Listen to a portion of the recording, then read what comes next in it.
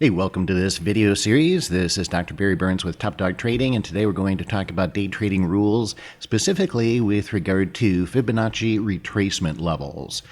What are they? Okay, first thing is Fibonacci retracement levels are support resistance lines. And we are basically plotting levels on the chart after an impulse move to find how far the market will retrace before it continues in the direction of the trend. So let me show you exactly what I mean here using the E-minis. So here's an impulse move, and what we're looking for here, first thing is a major move in the market, a very significant move, and we're looking for a significant high that will stand out to anybody on the chart and a significant low. In other words, highs and lows that will visually stand out to pretty much anybody looking at the chart. That's the basic rule, okay?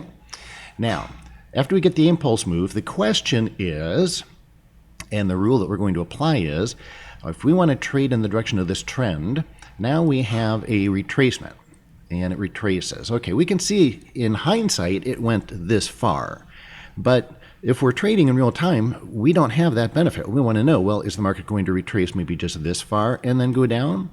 Or maybe it'll go up this high and then come down.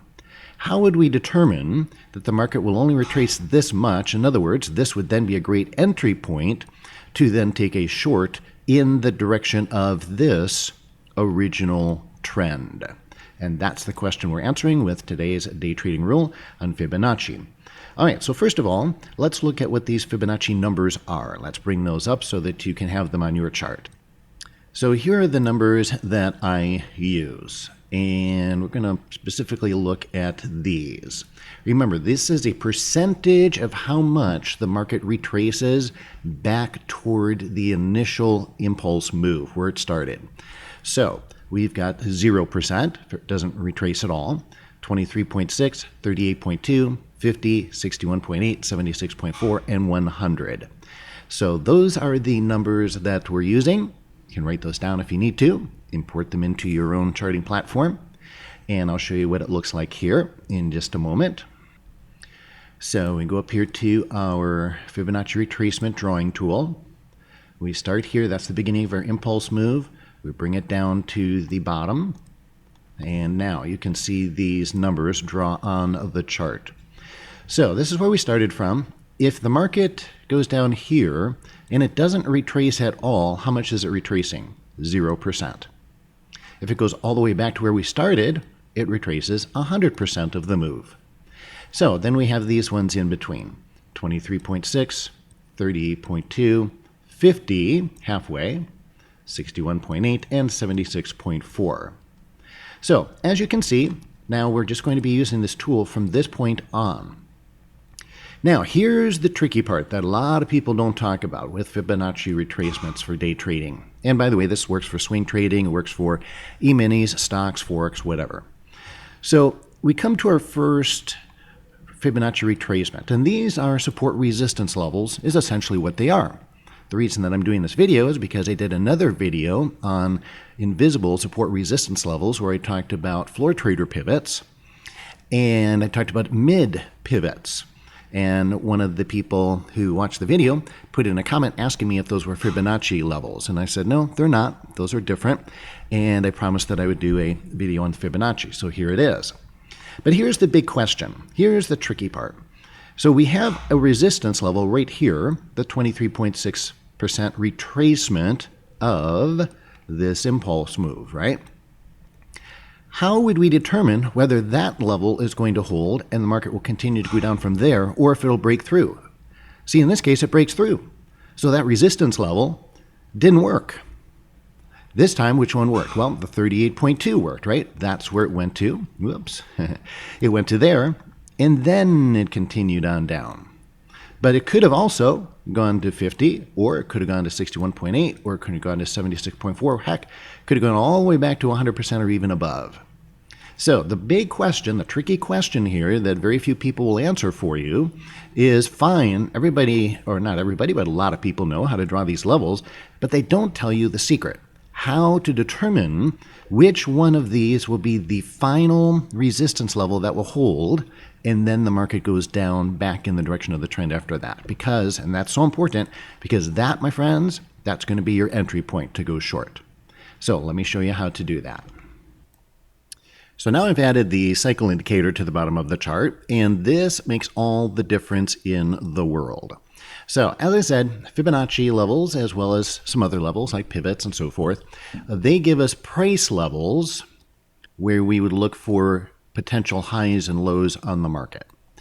The other thing, though, is that a chart is a two-dimensional object. So yes, we have price over here in the y-axis, but then on the x-axis, we have time. And that's it. That's what you got to work with on a chart, time and price.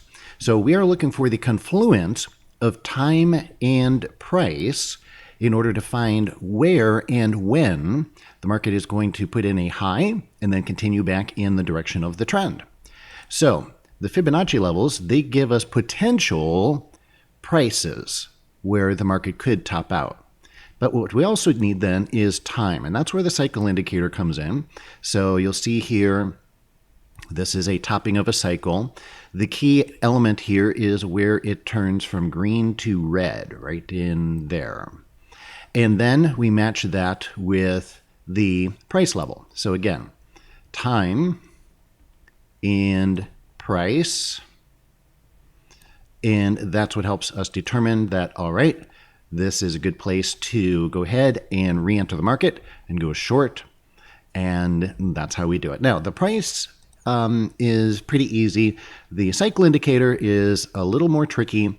It's not something I can go into now. This video is already a little over time, but I do offer a free webinar periodically where I give people this indicator and teach them how to use it. It takes about an hour, but the webinar is free. Since this is being recorded and people will be watching this for months and years to come, I can't give you one particular link where you can access it because we changed the schedule of the webinar. But here's what I'll do. I will give you my email address, and if you want to send me an email and at any time in the future, ask me when the next webinar is going to be where I give away the cycle indicator and teach you how to use it, I'll be happy to do that. So there you go. There's my email address, barry@topdogtrading.com.